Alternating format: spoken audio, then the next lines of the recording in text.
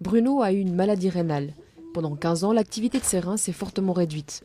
Il a eu alors deux choix, subir une dialyse ou se faire greffer. Lorsqu'il découvre que sa femme est compatible, les choses se précisent, mais accepter un rein de son épouse n'est pas chose facile. C'est demander à l'autre quelque chose qui n'est pas facile, une opération. Surtout, mon épouse en avait subi une, mais il y a très longtemps. Donc, oui, on est à la fois très heureux. C'est la confirmation d'une vie de 30 ans de couple réussi.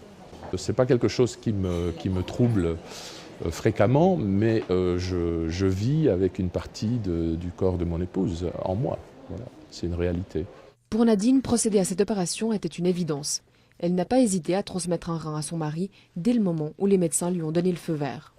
Ça faisait très longtemps que je me faisais beaucoup de soucis.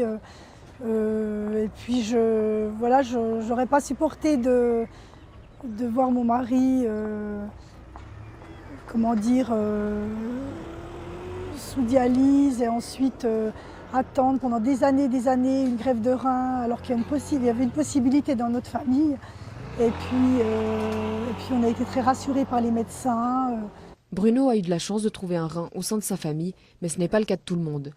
La Suisse manque cruellement de donneurs d'organes et les patients inscrits sur les listes d'attente sont nombreux. Seulement un tiers des patients en liste d'attente chaque année pourront bénéficier d'une transplantation d'organes, alors que 2 tiers resteront en attente sur la liste. Il y a un vieillissement de la population, il y a diverses maladies qui augmentent, et donc on met plus de gens sur la liste d'attente qu'il n'y a d'organes à partir de donneurs décédés.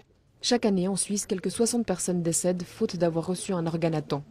Si la Suisse fait partie des moins bons pays européens en ce qui concerne le nombre de prélèvements d'organes, une évolution s'est tout de même fait ressentir ces dernières années.